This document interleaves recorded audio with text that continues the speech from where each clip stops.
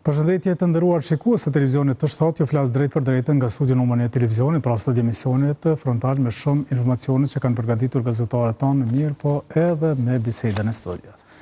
Gjatë vikendit, partitë politike kanë qenë diasporë për të bërë fushat për zgjedhjet të 7 qershorit dhe siç duket një fokus i madh i partive kryesore politike në vend është tek votuesit në diasporë.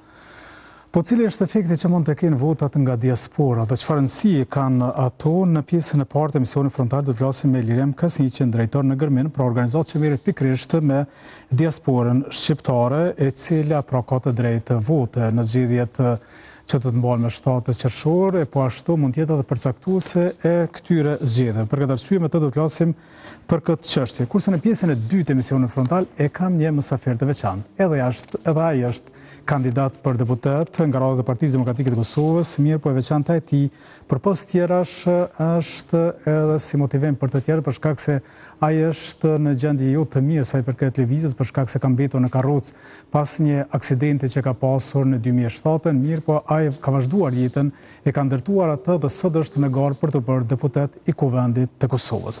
Do të kemi edhe shumë informacione tjera, por para se gjithashtu titujt kryesor.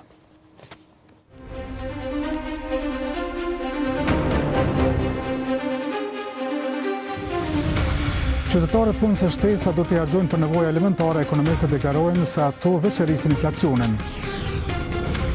Pjesëmarrja votuesve nga diaspora në 3 vitet e fundit u ridukshëm, në Shkodër përbën 8% e votës totale. Me 6 vota, Rustem tha që votuas sekretari i Këshillit Gjyqësor kundër kandidatit i tij mori 1 vot më pak. Prokuroria e PS për 16 muaj ka ngritur 139 akta akuza ndaj 142 persona për veprën penale ndërtim pa leje.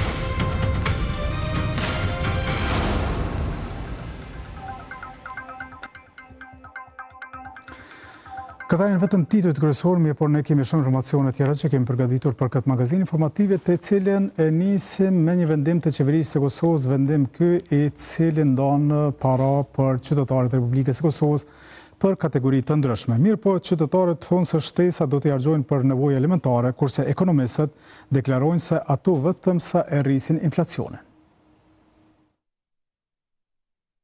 Shtesat për disa kategori të shoqërisë ndau para zgjedhjeve me një arsye temë. Për përballje me inflacionin, ashtu siç jemi zotuar. Megjithatë, inflacioni po shënon rritje, e shtesat duke se qytetarët nuk do t'i ndihmojnë edhe aq e të njëjtat, po ju duken të pamjaftueshme, kurse ato do t'i harxojnë për nevoja elementare. Kemi me pagu rrymën shembull, po na kanë ardhur shumë këto mëlle, se kemi paguar, se nuk kena pas, jo që s'ja paguajmë shtetit. Aty tana do për strehme kampion për banesë. E ujin dhe me thanë kemi. Që në euro shumica kanë me i harxua për qëtë feshtën e Bajramit, po t'i llogaritit çmimet, për shembull siç i ke, çka muj me ble ato. E këto mjete që do të shkojnë kryesisht në konsum, nga ekonomistët po thuhet se do të ndikojnë edhe në rritje të inflacionit. Kështu konsideron profesori universitar i ekonomisë Shkumbel Misini.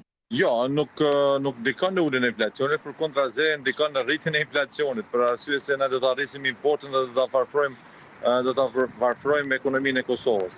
Kjo në periudha faqshkurt, mëna një muaj mund me zgjidh për disa familje të cilët kanë nevojë për mjete financiare të kanë tona shumë të ulta. Misini tregon edhe mënyrat se si realisht mund të luftohet inflacioni. Se kishmi bë politika më të favorshme, ndryshimin e politikave fiskale, si për shembull, domethënë largimin e TVSH-s dhe largimin e akcizës për naftën, dhe në mënyrë automatike nuk kishte prodhuar inflacion. Rritja e çmimit të naftës ka prodhuar inflacion dhe do të vazhdon të prodhojë inflacion. Sipas Agjencisë së Statistikave të Kosovës, shkalla e rritjes së çmimeve të konsumit në muajin prill ishte mesatarisht 7.5%, më e lartë krahasuar me muajin prill të vitit të kaluar. Ky vendim i qeverisë së Kosovës për të ndarë këto shtesa u pa nga partitë opozitare si një formë e kulluar pra blerjes së votës nga qytetarët e Republikës së Kosovës. Mirë po lëvizja vetëvendosje përpos kësaj mënyre ka dhe forma tjera që po i bindë qytetarët për të votuar këtë subjekt politik e për më tepër për ta bindur diasporën për të votuar për lëvizjen vetëvendosje Sikur se fushatën e diasporë kanë bërë edhe partitë tjera politike, ndërkohë pjesëmarrja e votuesve nga diaspora në 3 vitet e fundit është rritur dukshëm. Në shkurt të vitit që shkoi përbën 8% të votës totale. Një analizë e votës së diasporës nga organizata Germen ka pasqyruar rritje të interesimit të mërgjimtarëve për të votuar ndër vite. Vetëm në zgjedhjet e dhjetorit të vitit 2025 pati mbi 80.000 aplikime, prej të cilave rreth 77.000 janë aprovuar. Mirëpo, ky numër ishte ende më i lartë në zgjedhjet e shkurtit, ku numri i aplikimeve të pranuara shkoi në mbi 115.000 e u aprovuan rreth 104.000.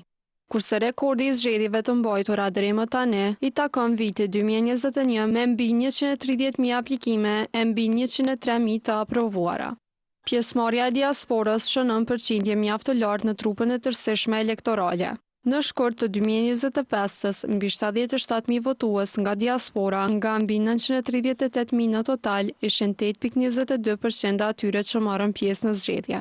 Kurse në zgjedhjet e dhjetorit, nga mbi 953.000 votues, mbi 62.000 ishin nga Mërgata apo 6.52% e totalit. Vazhdimisht në këto procese elektorale, interesimi dukshëm më i lartë rezulton të jetë nga Gjermania dhe Zvicra.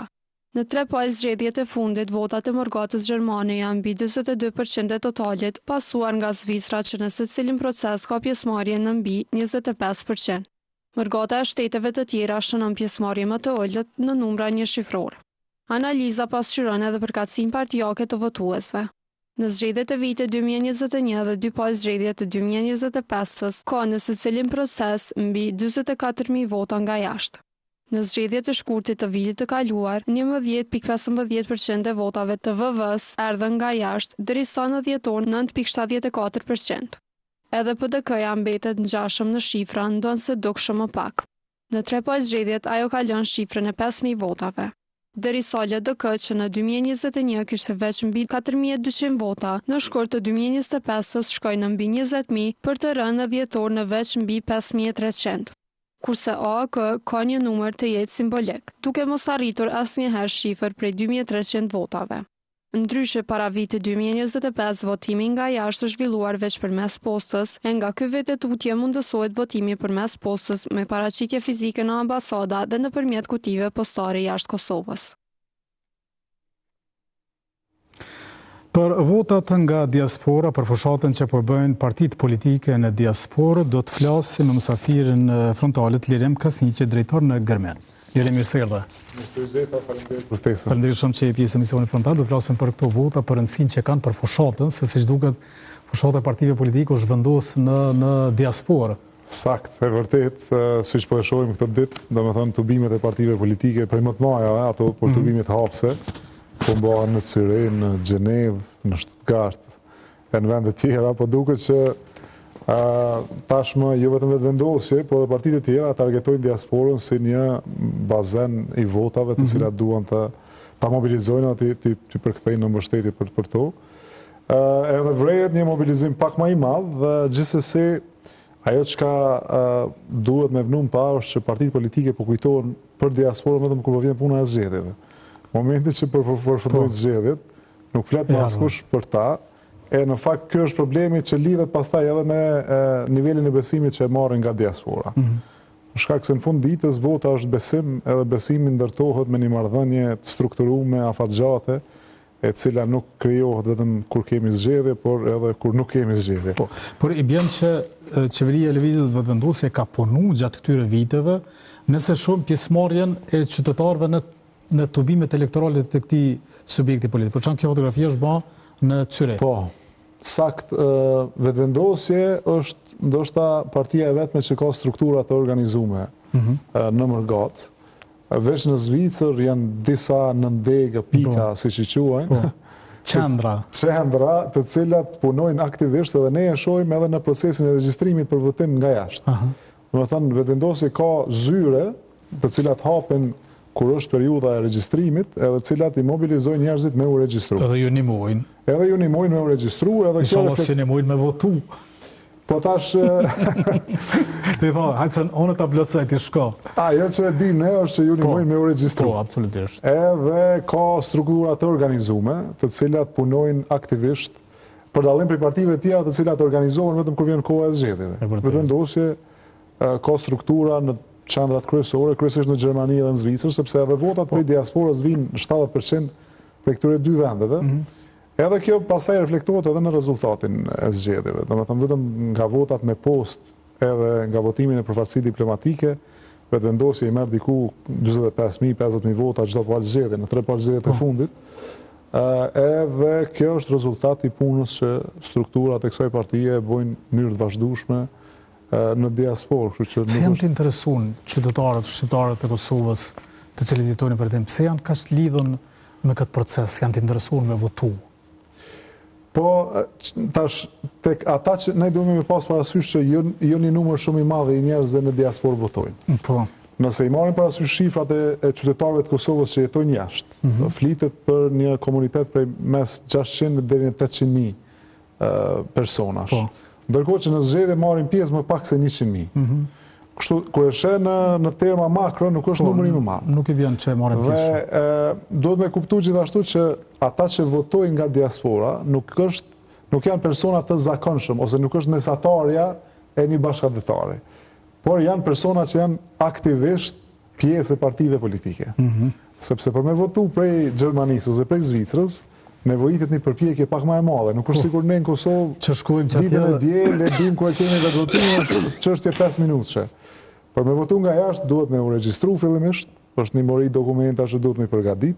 Nëse ke zgjedhur me votu me post, pastaj duhet me plotësu gjithë atë materialin zgjedhor, me dërgu me post, e kështu me radhë. Nëse ke zgjedhur me votu në përfaqësi diplomatike, duhet me i bot disa kilometra, shpesh qindra kilometra. Pra është një përpjekje më e madhe me ushtru të drejtën e votës. Edhe këtë përpjekje e bojnë ata që janë pjesë të partive politike, ose aktivist, ose ta tjerë të eventualisht në i postim Facebook, në i koment.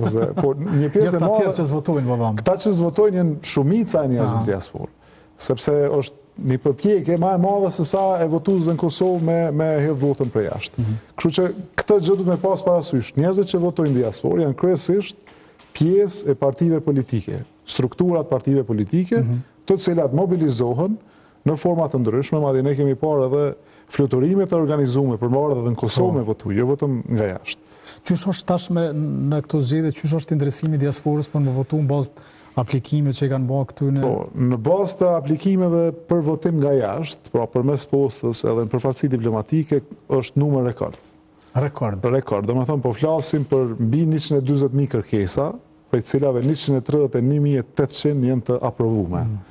Numri më i lartë deri tash ka qenë 2021 me 104.000 kërkesa të aprovume. Domethënë janë mas vjet ka mas shumë të qenë regjistruar për me votu dhe ju ka pranuar së drejt. Domethënë janë gati 30.000 kërkesa më shumë se sa në vitin 2021. Në bazë të trendit të votave që përkthehen nga këto numra, i bie që do jenë dikun rreth 110.000 vota të vlefshme nga diaspora. 110.000 vota të vlefshme nga diaspora, në një total prej... E bojnë një grup parlamentar. Në një total prej 950.000 votave, prafërsisht, i bjen me qenë dikun 9% e votave të përgjithshme. 9%, jo ma shumë se një grup parlamentar. Po, minimumi thash një... 10 deputet, prafërsisht, pritet me qenë vetëm prej votave nga jashtë. Ndërkohë që dojme me pas parasysh një pjesë e madhe e njerëzve vinë Kosovë me votu. Po. Nga të dhënat që i kemi prej zgjedhjeve të fundit, është bërë një sondazh prej Ubo Consulting, ku janë pyet njerëzit nëse janë rezident Kosovë ose kanë ardhur prej diasporës. Në zgjedhjet e dhjetorit, 16% kanë qenë votues nga diaspora që kanë votuar ditën e zgjedhjeve në Kosovë, ndërsa në shkurt 6%. Edhe kur i krahason, pastaj kur e merr parasysh për bazë edhe këtë element, i bie që krahas këtij 100 eventualisht 110.000 votuesve, shtohen edhe një 5-60.000 votues tjerë në qershor, edhe i bjen në total vota e diasporës me mri 13% ose 14% të... Me vota nga diaspora me mënyrë elektronik, nëse format që është vot... Në për ambasada dhe me post.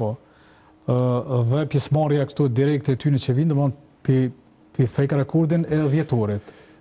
Ndoshta të dhjetorit jo, sepse 16% kanë qenë thash ditën e zgjedhjeve në Kosovë. Tash nuk pritet një gjë e tillë, sepse 7 qershori nuk koincidon me periudhë pushimeve. Se bojnë pushim ata për marrë në votu. Mirë, po vetëm në post, edhe vetëm në përfaqësi diplomatike pritet me qenë, domethënë cikël rekord i zgjedhjeve. Ndërkohë ju keni bënë në hulumtim dhe i kemi edhe grafike këtu që tregojnë edhe për fillimisht e përmendet të pak a shumë ju, për shembull numri votuesve ku është më i madh, ishte Gjermania më Po Gjermania është dikon rreth 42-3%. E kemi marrë dhënat edhe vitit 2021, edhe shihet që Gjermania është më shumë se 1/3 e votuesve, edhe Zvicra është 1/4 gjithashtu. Prandaj po i shohim vetëm për Zvicrën dhe Gjermaninë. Prandaj fushata është dekoncentruar aty, sepse fokusi po vret më shumë Zvicër. A ka një shpjegim kjo thjesht veç? Ka një shpjegim, përveç se ka numër shumë të madh bashkëdhetarëve, Zvicra është më e vogël si territor. Po. Edhe mundesh me i mbledh të gjithë me një vend. Po.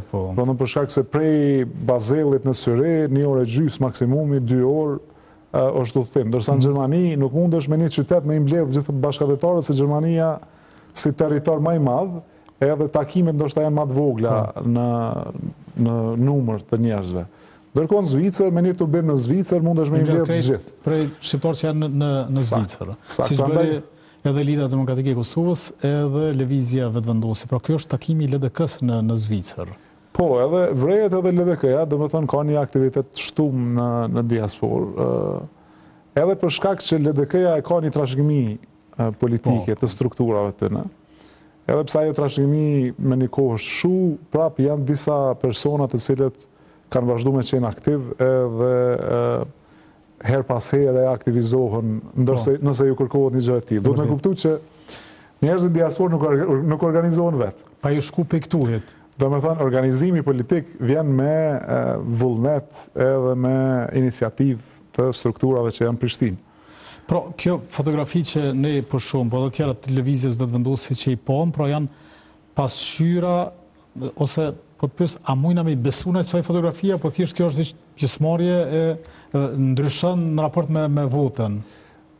Besoj që ndryshon, se nëse i sheh të dyja tubimet janë pak a shumë të ngjashme. Po. Mirë, po nëse i analizon pastaj votat që i kanë marrë këto dy parti, dallimi është shumë i madh.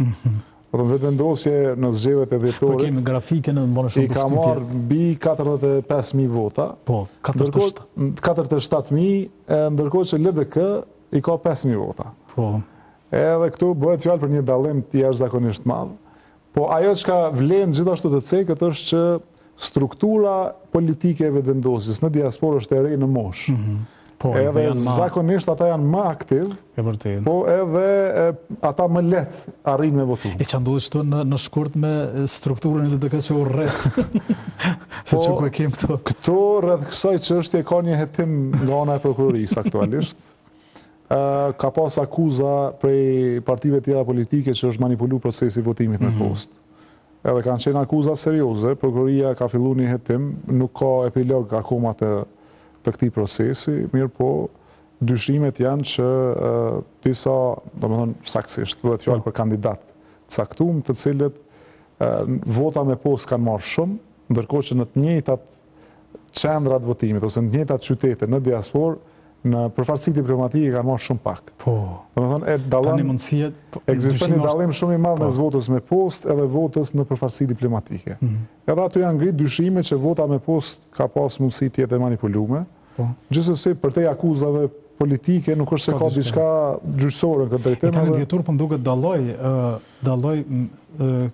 në favor të lëvizjes Vetëvendosje. Vrehet këtu, domethënë dhënat e dhjetorit tregojnë që LDK pastaj bjen shumë në votat me post. Ndërkohë votat në përfaqësi diplomatike të Vetëvendosjes u rret shku deri në sot 80-90%. 80%. A ka hetim edhe për këto jo? Jo, për këto s'ka hetim se 80% kanë qenë edhe në shkurt, ose dikush 70%. Po në total nuk kanë qenë numër shumë i madh votave. Domethënë vota në përfaqësi diplomatike kanë qenë në total rreth 20.000, prej cilave 80% ose rreth 15-16.000 ka marrë Vetëvendosje. E aty vjen në shprehje akoma më shumë fakti që strukturat e partive votojnë. Po. Se me shku me votu në ambasadë ose në konsulat, duhet me i bot 100 kilometra rrugë prej Lozanës, në Zyrich ose në Gjenevë. E ato e bojnë vetëm ata që janë pjesë aktive e partive politike. Që janë aktivizuar gjatë zgjedhjeve, po kanë punu sistematikisht edhe... Edhe organizojnë, domethënë, edhe transport të votuesve në përqendra të ndryshme. Është e lejuar kjo apo jo? Po përderisa s'është ndaluar, jo, më duket është ndaluar, se partitë politike nuk mund të organizojnë votuesit me shku me votu. Jo, organizojnë transport, kjo gjë ka ndodhur edhe, domethënë, me armë në Kosovë. Ka organizim transportit për gjitha partive, këto jo vetëm për vendosjes. Ka autobus edhe... Vllota, se kam në Gjermani dhe motrën në Amerikë, ju thamë, dy bajtire letë të rinë gati, letë vinë me qëto organizime. Tani ka ne votojnë këtu, s'ka rëndësi, po. Çështja është që organizim të transportit ka, edhe jo vetëm për vendosjes. Nuk besoj që kjo, tash, mund tjetë pak suggestionu se sa i përket kanë duhet me votu.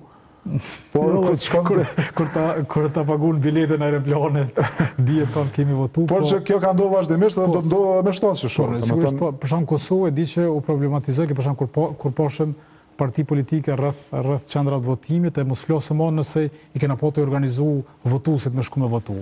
E saktë, edhe kjo ndodh edhe në Kosovë, por me aq sa ne kemi informacion, kjo nuk është shkelje e ligjit, përderisa nuk është interferim brenda qendrës votimit. Deri te dera e qendrës votimit, mundesh me e transportu dikon. Pastaj është pjesë e vullnetit tjetër. Po tani, çatu tani e vendos me kojë pavarë. Masi të këto dhona çfarë tregojnë?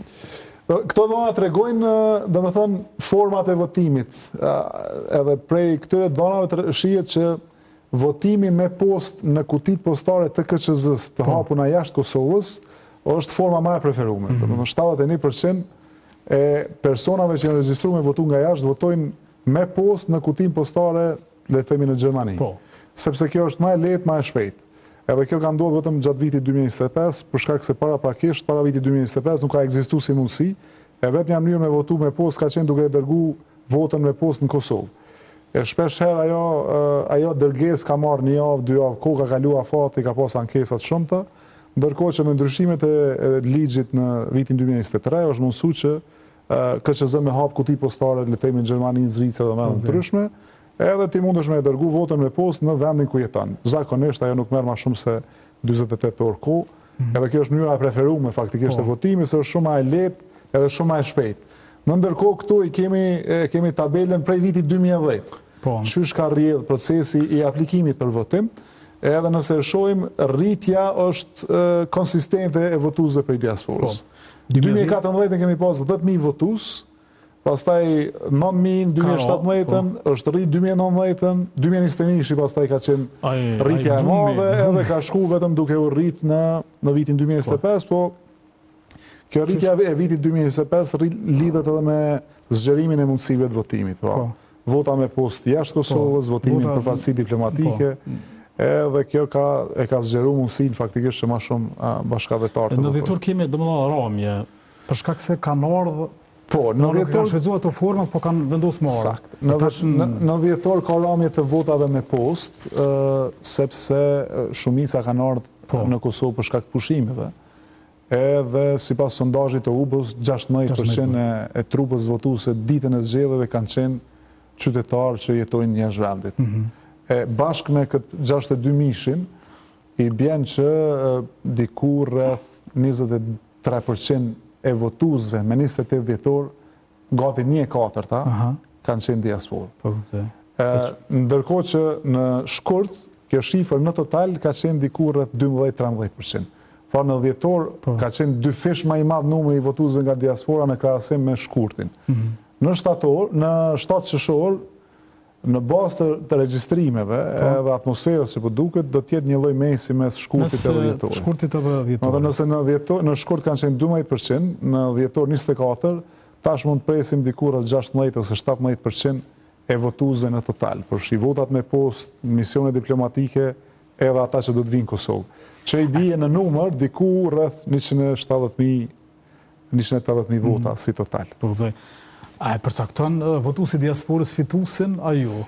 Fituesin nuk do të thoja që e përcakton, por që e ka një efekt jashtëzakonisht madh në rezultatin final.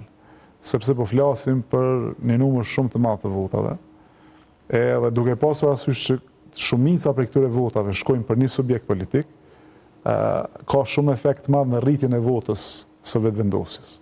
Çka nxit se për shemb Partia Demokratike e Kosovës gjatë këtij vikendi ka vendosur jashtë sallave sportive, sepse po më duket në një ambient sportiv kanë, po e çka nxit në votues në diasporë me votu për Kosovën ose qysh bindet një votues i diasporës me votu? Një, siç e thash, është organizimi partijak.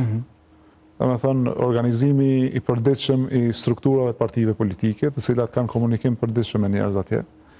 Dy është temat të cilat trajtohen, për dikën nga diaspora temat nacionale janë më të rëndësishme dhe më të ndjeshme faktikisht. Edhe lëvizja vetëvendosje është më e zëshme në këtë drejtim, edhe kjo është arsyeja faktikisht.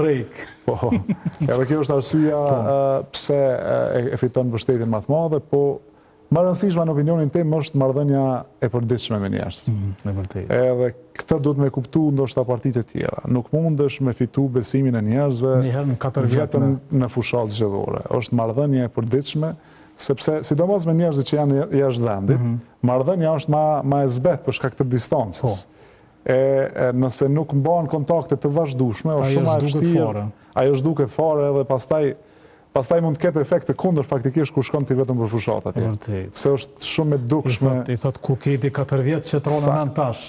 Është shumë e qartë që ti, domethënë qëllimi i këtyre takimeve është vetëm për votë e nuk është për me adresu probleme të shumta me cilat ata bashkat. Çka kanë nevojë diaspora, votuesi, domosht shqiptari i Kosovës? Çka ka nevojë që jo mungon, po flas këtu në Kosovë, që ata përmes këtyne mund mi realizu që ato të nevojat e tyre? Një është çështjat që lidhen me dokumentacionin, sidomos viteve të fundit ka kërkesa të shtuara për pajisje me dokumentet të Kosovës. Edhe në disa raste konsulatat e Kosovës nuk arrin me ju përgjigj kërkesave të bashkëdhetarëve, sidomos në vendet ku ka më shumë. Dy është mësimi i gjuhës, është një nga problemet më të mëdha me cilat përballen bashkëdhetarët tanë jashtë vendit. Mësimi i gjuhës shqipe, sidomos për brezat e rinj, akoma organizohet në mënyrë vullnetare prej disa mësuesve që e bojnë ato për qëllime patriotike, jo pse e kanë të organizuar sistemin ose pse mbështeten prej shtetit Kosovës. Edhe kjo është një nga shqetësimet më të mëdha, sidomos prej brezit parë, të cilët janë shumë të shqetësuar që fëmijët e tyre nuk kanë mundësi me mësu gjuhën shqipe, e si rrjedhor janë të rrezikuar prej asimilimit, se duke mos ditë me fol shqip, pse duhet ata me qenë lidhur pastaj me Kosovën edhe me trojet shqiptare. E treta lidhet për shembull me kartonin e gjelbër, është një çështje e pasgjidhur për disa vite. Është një shqetësim që është ngrit vazhdimisht. Ata akoma duhet me pagu për një policë sigurimi kur vinë në Kosovë. Jo pse është një shumë e madhe një gjë e tillë, por e ka një simbolik e cila nuk ka arritur me u zgjidh akoma për arsye kryesisht politike. Ndalën diçka, ndalë. Qeveria ka vendosur me u pagu diku rreth 3 vite në total këtë pagesë. Tha na marrë 3 ditë pushimit na marrë, pa për më shku me i rimbursu 20 euro. Shkoj që në stani. Edhe kur nuk është rimbursu, edhe kur është pagu direkt, është dash me prit në kufi për me u pajis me atë policën e sigurimit e kështu me radhë. Masnej sa i përket investimeve, ka shumë kërkesa prej diasporës për zona ekonomike, për mundësi investive. Ka shumë partneritete që janë zhvillu faktikisht për investimeve që kanë ardhur prej jashtë. Mirë po, shqetësimi kryesor është siguria e investimit, domethënë efikasiteti i administratës publike, gjyqësorit, janë tema që nuk bëhen vetëm për diasporën, por kanë efekt edhe tek ta. Edhe këto janë shqetësimet faktikisht kryesore. Pastaj edhe misionet diplomatike, përfaqësimi që bëhet jashtë vendit, shumë raste ka pas shqetësime për nivelin e përfaqësimit edhe personave që kanë punu në për konsulata dhe ambasada, për shkak se ata kanë qenë faktikisht shtëpia e kosovarëve në Gjermani, Zvicër, Belgjik, Austri e kudo tjetër. Edhe kjo ka qenë një shqetësim që në shumë raste personat që janë ngarkuar me punë në këto mision nuk kanë qenë në nivelin e duhur. Edhe kjo ka shkaktuar pastaj edhe një lloj perceptimi për mosbesim kashë institucioneve të Kosovës. Gjerim, falenderoj shumë që ishe sot në emisionin frontal. Faleminderit edhe juve, kënaqësi. Kërkoni vazhdojmë emisionin frontal me informacionet të tjera dhe flasim për një konferencë që është mbajtur sot në Prishtinë, konferenca me titull Analiza të dhënave dhe investimeve për sistemet të kujdesit të përgjithshëm gjinor në Kosovë. Pra, sipas kësaj analize që është bërë, punët e papaguara të shtëpisë po lënë gratë jashtë tregut të punës. Mbledhën pjesëmarrës nga organizata të ndryshme të Kosovës. E kjo u bë për një qëllim. Qendra Kosovare për Studime Gjinore mbajti konferencën për analizimin e të dhënave dhe investimeve për sistemet e kujdesit të përgjithshëm gjinor në Kosovë. Drejtoresha ekzekutive e QKSG-s, Luljeta Demolli, ndau edhe gjetjet kryesore. Edhe dikon 300% janë të angazhuar në kujdes për familje, për të moshuar, për fëmijë, për menaxhim të shtëpive tyre. E nga Organizata e Kombeve të Bashkuara u tregua dhe rëndësia që këto gjetje kanë. For us in the UN Kosovo team, për ne në ekipin e OKB-s në Kosovë, zhvillimi i kapitalit njerëzor është një nga 3 prioritetet në planin e ri strategjik që e finalizua me kryeministrin me qeverinë të premten, pikërisht sepse është një çështje aq qendrore, është një temë aq qendrore, jo vetëm nga perspektiva ekonomike, por gjithashtu sepse të gjithë ne këtu dëshirojmë të krijojmë një shoqëri ku gjithë secili mund të arrijë potencialin e tij të plotë. Në mes të dhënave të prezantuara, aty u tregua dhe fakti që gratë kalojnë 65 deri në 75% të kohës në kujdesin për familjen dhe punët e shtëpisë. Burrat kalojnë 400% më tepër kohë se gratë në punësim, shembull 8.9 orë kundrejt 0.9 orë, gratë kalojnë 300% më tepër kohë se burrat në punë të shtëpisë dhe në punë kujdese. Mesatarisht do të thotë në përgjithësi kalojnë 4.9 orë punë kujdesi të papaguar, gratë kalojnë 2.7 orë ose 44% më shumë se burrat. Kurse përfaqësuesi qeveritar zëvendës ministri në detyrë i Ministrisë për Familjen, Agon Dobruna, paraqiti sipas tij hapat që kanë ndërmarrë si intervenime për barazitë gjinore.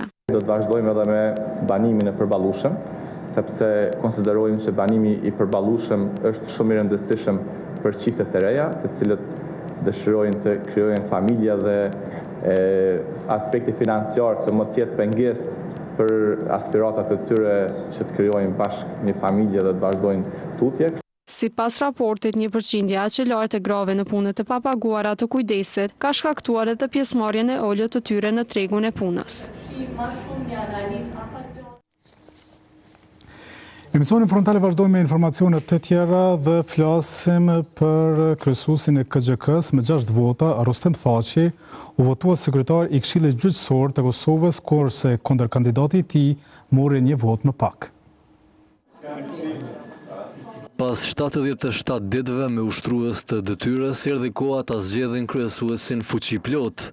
Kjo ishte pika e parë e rendit të ditës këtë hënë gjatë mbledhjes së Këshillit Gjyqësor të Kosovës.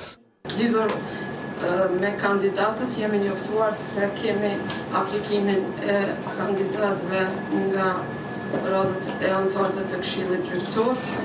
Kemi Rustem Thaçi nga Gjykata Supreme e Kosovës dhe Besnik Bislimaj nga Gjykata Apelit. Pra vetës anëtarët e KXK-s kishin 2 opsione, gjyqtarin Rustem Thaçi të Supremes apo gjyqtarin Besnik Bislimaj të Apelit. Këta 2 nuk mbajtën fjalën para votimit pasi kishin paraqitur vizionet të tyre në procesin e kaluar që u kthye në pikën 0. Kështu një nga një me votim të fshehtë, të gjithë anëtarët realizuan të drejtën e tyre për ta zgjedhur kryesuesin e ri. Dhe pas numërimit të votave, rezultati mes tyre dalloi për vetëm një vot. E vlefshme Rustem Thaçi. Mirë po aq mjaftoi që Rustem Thaçi të fitoi mandatin e tij 3 vjeçar në krye të Këshillit. Në bazë të kësaj, zoti Rustem Thaçi, gjyqtar në Gjykatën Supreme të Kosovës, zgjedhet kryesues i Këshillit Gjyqësor të Kosovës. Mandati i zotit Thaçi si kryesues i Këshillit Gjyqësor të Kosovës është 3 vjeçar dhe do të fillojë nga data 25 maj. Detyra e zotit Thaçi si gjyqtar i Gjykatës Supreme pezullohet përgjatë ushtrimit të mandatit të tij si kryesues i Këshillit Gjyqësor. Menjëherë u bë edhe pranim dorëzimi i detyrës nga UD kryesuesja deri tanishme tek kryesuesi i ri. E kjo po vlerësohet pozitivisht nga monitoruesit e drejtësisë. E vlerësoj si një proces që ishte transparent, do thotë, dhe një proces i cili edhe nga vetë kundërkandidati u përgëzua, kështu që mbetet shihet Këshilli Gjyqësor i Republikës Kosovës ka shumë punë për të bërë. Instituti i Kosovës për Drejtësi në vazhdimsi do ta monitoroj punën e Këshillit Gjyqësor të Kosovës dhe do të raportoj për punët që do t'i zhvilloj ky institucion me në krye me titullarin e vet zotrin Rustem Thaçi. Kreun e ri të KXK-s nuk e uruan nga ekzekutivi, siç ndodhi me kreun e ri të KPK-s. Ndërkohë, Prokuria Themelore 5 ka njoftuar se për 16 muaj ka ngritur 139 aktakuza ndaj 142 personave për veprën penale ndërtem pa leje. Sipas njoftimit, gjatë vitit 2025 janë ngritur 112 aktakuza ndaj 113 personave, ndërsa gjatë periudhës janar-prill 2026 për këtë vepër penale janë 27 aktakuza ndaj 29 personave.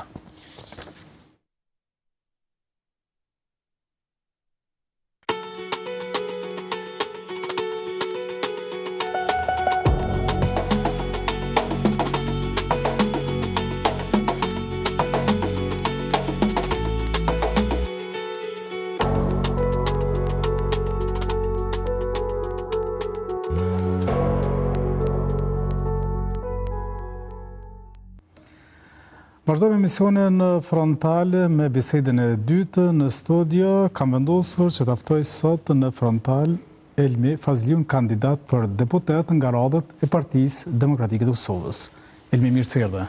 Faleminderit shumë Arsen. Faleminderit që i pjesë emisionit frontal. Faleminderit shumë që erdhe, edhe sigurisht do të flasim për garen tënde si kandidat për deputet Kuvendit të Kosovës. Unë vonë mora vesh që ti edhe asamblest në komunën e Prishtinës. Faleminderit shumë Arsem. Po, unë jam tash asamblest në komunën e Prishtinës. Realisht zgjedhjet veç i kum vazhdu, tash jam kandidat për deputet. Edhe mirë po shkon fushata, mirë po jetë, shpresojmë sukses të përbashkë. Por në gabim që e kom bo unë edhe për shkak se unë komendu që je i vetmi kandidat për deputet në këto zgjedhje që je pra në Karrocë. E para asni orë ma herët më ora vesh që është një kandidat nga Shtimja, është kandidat i lëvizjes vetëvendosje, e ftua marrë në mision për në patë kohë, sepse ka angazhime, kështu që tash e kam bërë që për mi ftu një ditë në mision, kështu që të falenderoj ty që erdhe, besoj që herën të rëndë të glasin me zotin. Realisht, Arsem, që kërkon edhe qëllimi jam kër kom hy në Asamblej Komunale, për arsye që kom dosh një motivu tjerë që me marrë pjesë në proces gjator, edhe të jemi aktiv, marrëm pjesë pa kur farë paragjykimi, pa kur farë pengese, pa marë parasysh. Jemi pjesë e listave zgjatore, pa marë parasysh partit. A mu i me të vetë për pse ke përfundu kështu në këtë? Unë Arsem jam në Karrocë si pasojë një aksidentit, pra jam viktime një aksidentit, sepse kam qenë mrapa me një vetur, dhe preja ishë sportist më herët, dhe realisht ëndra mund dalë në gjysë ashtë dhe sportit, por pas rehabilitimit, pas aksidentit dhe rehabilitimit që ndodhe, atëherë duke parë vështërsitë që kanë kjo kategori persona me aftësi të kufizuar, atëherë vendosa të mos heshti, vendosa të aktivizohem, sepse prita ko gjatë që tjetë dikush që të merret me këto çështje. Unë kam menduar që para aksidentit kam menduar që këto raste kanë kushtet e mira dhe shteti për kujdeset për to, por fatkeqësisht kur unë jam bov, domethënë pas aksidentit, atëherë kam kuptuar që gjendja është shumë e rëndë. Pse gjendjeron, qka jo mungon në kuptimin, a i mungon në përshijet edhe djetë, po kuptimin e përkujdesjes institucionale shtetërore, gjithçka tjetër? Përkujdesja institucionale dhe shtetërore realisht nuk ekziston. Unë kur kom bo aksident, krejt trajtimin mjekësor që kom bo në për banjat e Dibrës, në për banjat, në për rehabilitim, në për institucionet këto që i kom bo private, krejt i kom bulu vetë. Me thonë me tyrat nga familja. Kam kërku ndim shumë herë nga shteti, nga Ministria Shëndetësisë, për asë njëherë nuk kam qenë ndim. Ato e kom pas sa e vështirë është një person që pas aksidentit duhet rehabilitim intensiv, një person që nuk i ka mundësi të ndjek ato është shumë vështirë. Edhe fatkeqësisht kemi shumë raste që pas aksidenteve në vend që gjendja atyne të përmisohet, realisht shkon vetëm duke u keqësuar.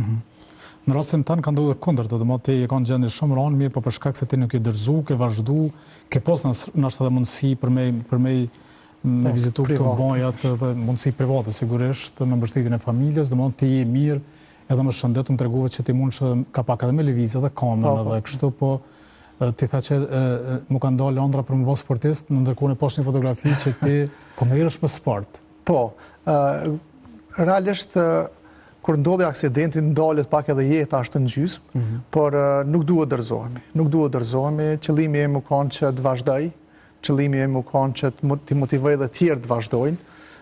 Unë kam vazhdu në mënyrën time të merrem me sport, sepse kam pa që sportin na ndihmon mas shumëti.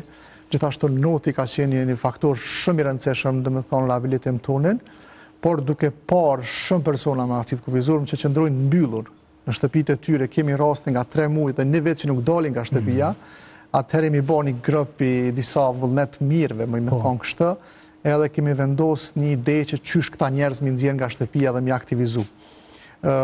Normalisht ideja e parë që na ka ardhur kon sporti, nëpërmjet sportit ndihen më mirë edhe fizikisht, edhe bashkohemi, socializohemi, edhe kemi themeluar disa klube, disa federata të basketbollit me karroca dhe jemi krejt bashkë ato, kalojmë shumë mirë, socializohemi, njoftohemi, kemi ide të reja për sfidat e reja që na presin gjatë jetës. Ju jeni keni pas aksident në moshën 18 vjeçare. Në atë kohë ti ke qenë në një lidhje me një vajzë, ai që mban përshtypje që sot është bashkëshortja jote, na tregon pak për këtë histori.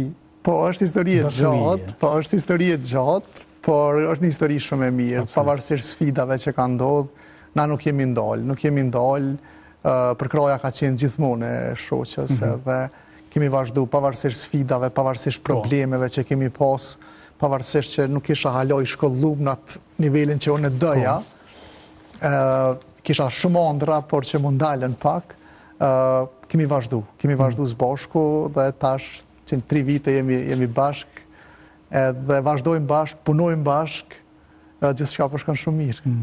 Kjo fotografi është bërë para 3 vite, kur jeni martu. Po. Ndërkohë jeni njoftë, si më thonë, kur ti ke qenë shumë mirë, të loshe... Po, edhe realisht, kjo foto nështë ta tregon që karroca nuk pengon kur gjë. Na pavarësisht që jam karrocë, ne vazhdojmë jetën normalisht, kemi vazhdu det, kemi studiu det, kemi diplomu det, edhe sot jemi në punë, punojmë bashk, tash jemi edhe në sfida tjera politike, kështu që përkraja kanë gjithmonë prej fillimit edhe prej bashkëshortës edhe prej familjes saj që i falenderoj shumë.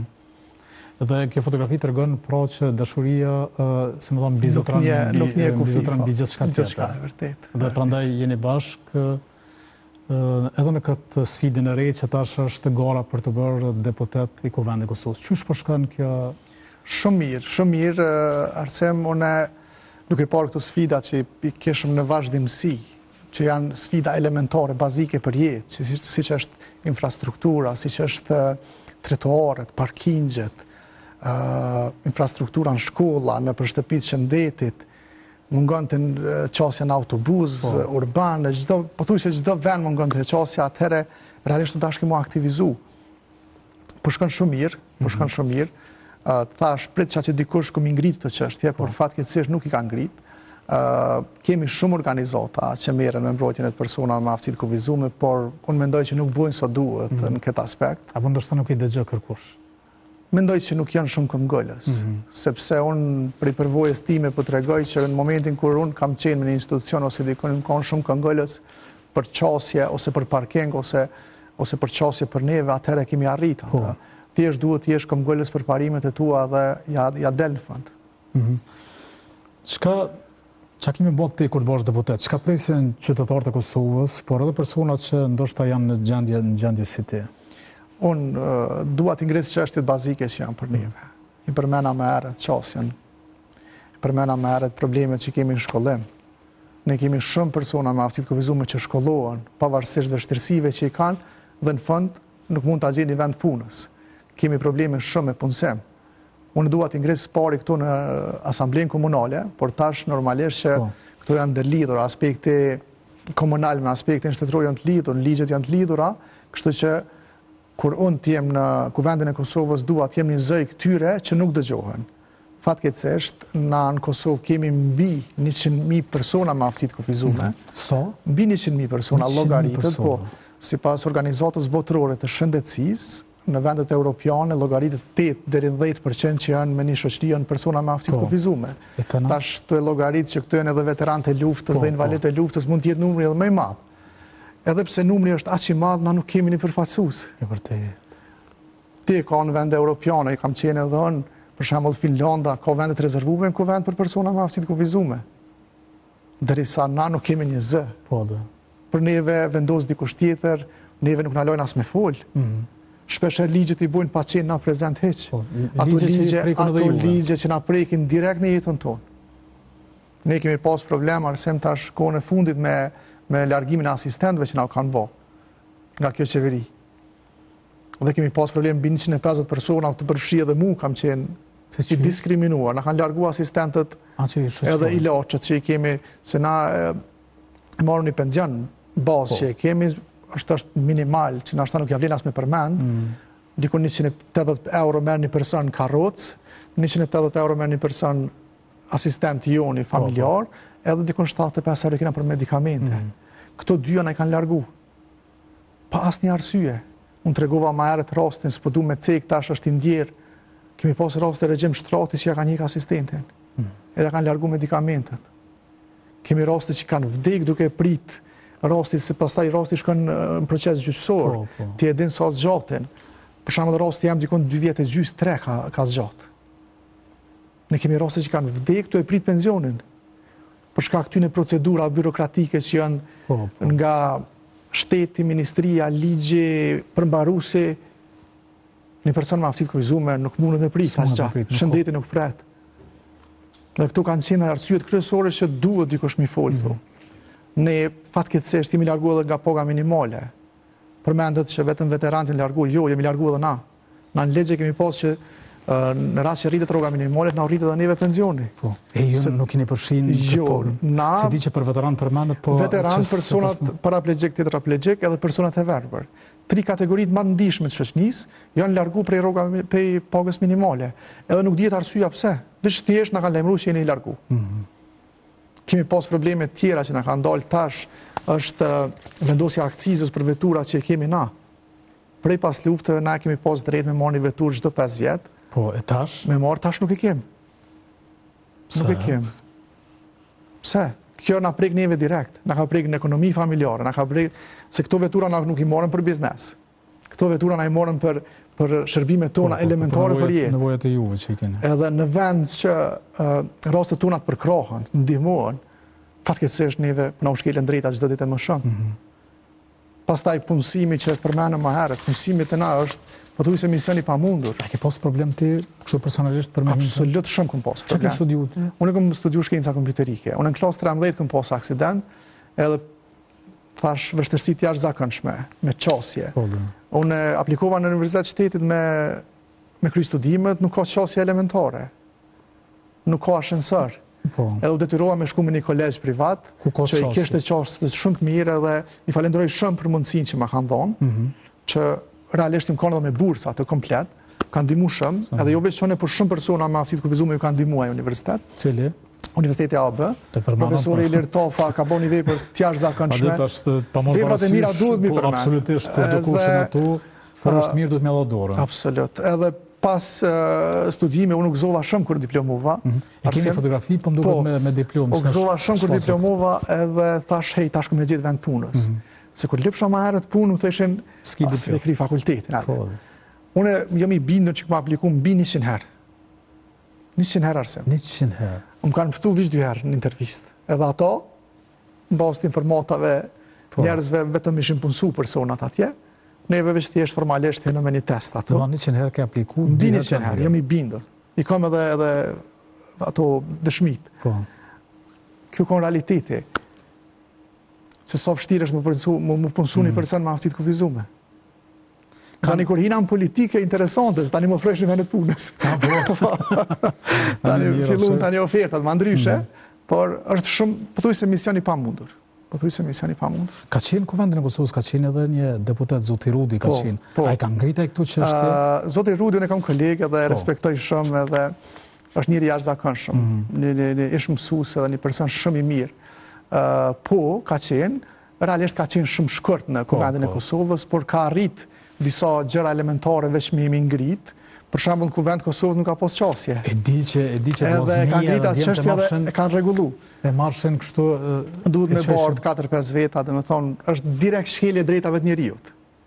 Edhe kjo është ndodhur në shekullin 21. Dhe paramendoj e ka ndodhur në Kuvendin e Kosovës dhe mas Kuvendin e Kosovës. Ka kushte paramendoj të tjera të institucioneve demokracisë, në tempullin e demokracisë. Qysh po të presin qytetarët kur po shkojnë për më takuar? Shumë mirë, arse unë ju kam bashkan gjithë vizionit Urani Ismailit. Më ka pëlqy ideja ati, më ka pëlqy sa i merret me disa gjëra bazike për jetë, nuk merret me projekte shumë mëdha. Unë e kam pa që problemet tona janë gjëra bazike, përditshme, siç thash qasja, rruga, ndriçimi, qendra ndacak. Edhe më ka pëlqyer shumë ideja e tij, e kam bashkuar atij edhe ka jetë shumë mirë. Qytetarët më kanë pritur shumë mirë. Komentet të jashtëzakonshme ka pas, shumica janë kanë pozitive, sepse i pres edhe këto kritika që ndodhin zakonisht në rrjetet sociale, por komente negative këse jo shumë pak. Këse të poshtra që shdin me kanë. Ka pak me disa si Facebook, por nuk ndikojnë, sepse misioni jonë është dhe kauza jonë është diçka e veçantë dhe realisht as nuk i lexoj. Kështu që qëllimi u kon çaj me ngritë këtë çështje në Asamblenë Komunale për herë të parë, edhe jam personi i parë me karrocë në Asamblenë Komunale në Prishtinë. Kështu që ti ishi dyti në Kuvendin e Kosovës. Shumë shpejt besoj. Dhe ambicjet normal që nuk ndalën atë, sepse na e dim që në Kuvend janë procesohen ligjet që merren me rastet tona edhe i falenderoj shumë shokët degën që më kanë propozu, edhe nuk do ndalëm, arse realisht luftoj si gjithë tjerët, më i me thonë që ndoshta kam energji ma shumë se tjerë. Vërtet. Ty po aktivitetet e tua, së më thonë nisa më kompleksuone, të mund të më treguve për aktivitetet që merresh jashtë të qenurit në politikë, dhe më me aktivitetet tjera që unë personalisht nuk i bëjnë visën në punë dhe kthejna të shpia. Unë arsim momentalisht, e kam një biznes privat që i bëj 3 puna. Për pos 3 punave gjejku, mu aktivizu edhe me antar tjerë, mi thirë, mu taku, me ide të reja, mi aktivizu në sport. Ka qysh jaroni, se na jena dhe me lovë qka. Thjesht duhet me pas energji për me ndryshu, energji për të mirë, nuk më dalojnë fjallet, thashe thëmët, sepse edhe kur këm hap biznesin, më kanë thonë shumë njerët pëse pe hap, nuk ka fitim, nuk ja vlen, gjithashtu edhe në politikë, kur jom hinë, nuk ja vlen, dëvotoj, nuk dëvotoj, ato nuk më bojnë për shtypje. Thjesht ja këm vendu vetës një qëllim, edhe nuk dalëm, deri në fund. Unë si ishtë sportist, më ashtojnë a gjifak prej... Kështu që asnjëherë arsim nuk hi për me hu, pas për me barazu, gjithë hi për me fitu, edhe shumicën e rastë ja dalë. Uroj që të fitosh edhe në këtë garë në cilën tash je. Faleminderit shumë arsim, edhe unë besoj shumë. Qytetarët e Kosovës janë të pritë shumë mirë, është pak si befasi në fillim, kur po takohem me ta, por kanë fillu me mësu edhe kanë fillu me po që na të gjithë jemi të barabartë edhe gara është e barabartë. Po më presin shumë mirë, i falenderoj të gjithë, po më presin shumë mirë edhe besoj shumë sukses. Edhe ata shumica ma konfirmojnë që ka nevoj për një zonë ku vend ndryshe, sepse jënë bo edhe tash ata non-stop me idet njëjta, kështu që... Uniforme njëjt, kështu që ka nevoj për një zonë ndryshe. Tash kemi shumë njerëz në Kosovë me aftësitë kufizume që nuk i kanë një zonë. Edhe ato ligjet që janë për neve, rregullorët, udhëzimet administrative, vazhdojnë heshtje. Kur kush nuk aktivizohet, kur kush nuk i studion ato janë rregull apo nuk janë rregull. Thash, shpesh herë ato ligje ndikojnë direkt në jetën tonë. Për një djalë të ri që le të themi është mirë me shëndet edhe në aspektin fizik e gjithçka tjetër, dhe që rren nuk merret me aktivitete, ndërkohë ti po flet për shumë aktivitete më në ditës që merret tash në garët për deputet i asamblesë dhe gjithçka tjetër. Cili është mesazhi? Unë befason, më të drejtën, unë befason, sepse mundësitë janë shumë të mira. Mundësitë janë shumë të mira, ki mundësi fizike, ki mundësi tash internetit, teknologjia, unë befason më të drejtën. Mesazhi jam i shkon që të aktivizohen, është koha. Kur ti bën 50 vjet, 60 vjet e ki shumë ma vështirë mu aktivizu. Unë sot i thirrë njerëz të aktivizono, janë drejtat e juve, kërkoni drejtat e juve.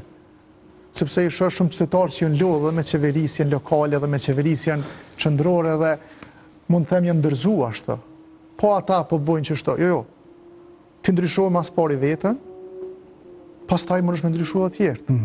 Aktivizo. Unë e kom pa për jetës të përditshme, që në momentin kër aktivizosh edhe këmgullin parimet e tua, drejta kuptohet, atëherë normalisht që kemi pas sukses. Kështu për gjendjen shëndetësore, jetu të merë me trajtimin e gjendjes, a ka përmirësim, a ka diçka? Edhe për gjendjen shëndetësore nuk dërzohem asnjëherë. Këtu në Kosovë, si që den mjekësia është lem për të dëshiruar shumë. Fatkeqësisht për rastet tona nuk ka ndonjë trajtim adekuat, shkojmë për baja zakonisht sepse nuk ka ndonjë trajtim duhur, nuk kemi qendër spinale, na detyrohemi me shku në Shkop, në Shqipëri, në Maltzi, në vende europiane. Unë nuk ndalem, ushtroj fitness, ushtroj not, çka do që mundem, nuk ndalem, mundohem ta mbaj trupin aktiv sa më shumë. Po kushtet janë shumë të vështira. Trajtimi jonë në vendet europiane kushton jashtëzakonisht shumë. Thash më herët, kam kërku vetë ndihmë në Ministri Shëndetësisë me 4-5 herë, edhe me krejt dëshmit që kam nevojë për trajtim, asnjëherë nuk jam mbështet. E çfarë dëshmie, për shembull, kur ti je në karrocë, në këtë gjendje, çfarë dëshmie tjetër ju duhet aty për me të ofruar një mbështetje? Është interesante, kur kam bën aksident, kanë thonë duhet me prit pak. Mas aksidentit, kur më vyke për rehabilitim, kanë ja u dosh në orë kur e kanë rast urgjent. Mund më thonë drejtën, i kom ato koridorët e Ministrisë Shëndetësisë shumë vite. Zakonisht veçëm çëshin herë në zyre dhe nuk kesh asnjë që daj ke përgjigje konkrete. Nuk e di, ato është gënimi më i madh i mendshëm. Ministria e Shëndetësisë është gënimi më i madh që unë shoh në Kosovë. Po ndoshta tani kjo ty të ka dhënë forcë që Po, a beson arsimën e nuk shkojnë që kuka. Veç në rast urgjent. Unë ku punoj paguaj sigurimin edhe shkoj në spitale private.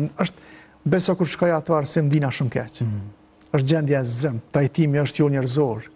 Prandaj tani që nuk e kanë kushtet e tua dhe detyrohen me shku me nënshtruar çaty në torturave. Ndihmën shpirt. Ndërkohë këtu po shohim një basketbollist. Po, këtë kemi një djalë festimi, është një djalë shumë pozitiv, dhe aktivizojmë, shtim pak me zor, me gjujt, me mësu, edhe është e rëndësishme një sen arsim që nuk i morën me lu basketbol veç personat që janë karrocë.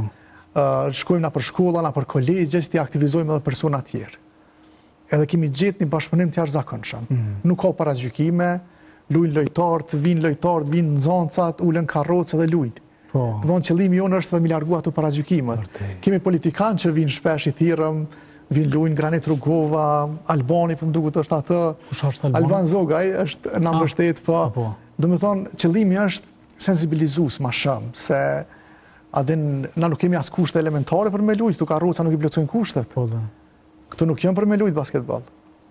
Por na mundohemi që, thash, qëllimi u konë human që këta persona mi aktivizu, që mos mi lanë me nejnë shpe. Qëllimi jam edhe në politikë është i tillë. Dua këta njerëz të aktivizoj që të votojnë mas pari, edhe nesër të bëhen zoti vetvetes. Ty na për asamble komunale, pse mos kemi një ministër me aftësi të kufizuar? Gjermania ka pas presidentin me karrocë. Po, nuk janë veç dedikuar për dikon, domos secili ka mundësi. Qoftë asambles, qoftë deputet, qoftë ministër. Po, unë kam punu një projekt, e kemi pas para pothuajse 10 viteve, me USAID-in dhe KDI-n, e kemi pas për herë të parë kemi aktivizu dikon 360 persona me aftësi të kufizuar në zgjedhje, si komisioner dhe vëzhgues.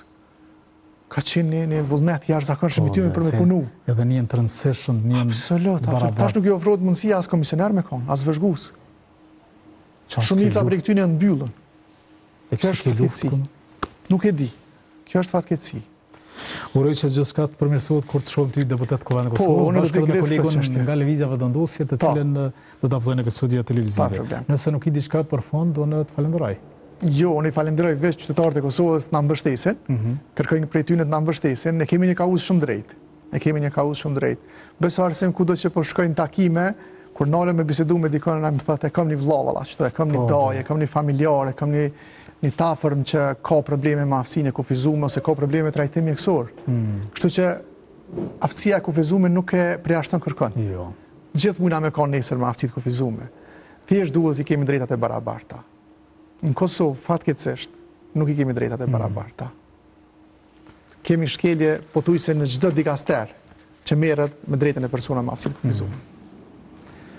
Unë të falenderoj edhe një herë që ishe në emisionin. Shumë faleminderit. Uroj sukses në këtë rrugtimin e ri që e keni, besoj që herën tjetër ju ftoj si deputet Kuvendit të Kosovës. po. Nëse jo kësaj here, bile herën tjetër po. Sepse është pak koha e shkurt pak, por... Ja, pikrim që ta është... Mire ki, rodën tjetër a jam... Vullneti eksiston, dëshira eksiston, pesha edhe të qytetarët e Kosovës që ka një vullnet të jashtëzakonshëm me na ndihmu, kështu që jam i bindur që kena mja dalë, por edhe nëse nuk ja dalëm kësaj radhe, nuk do dorëzohemi.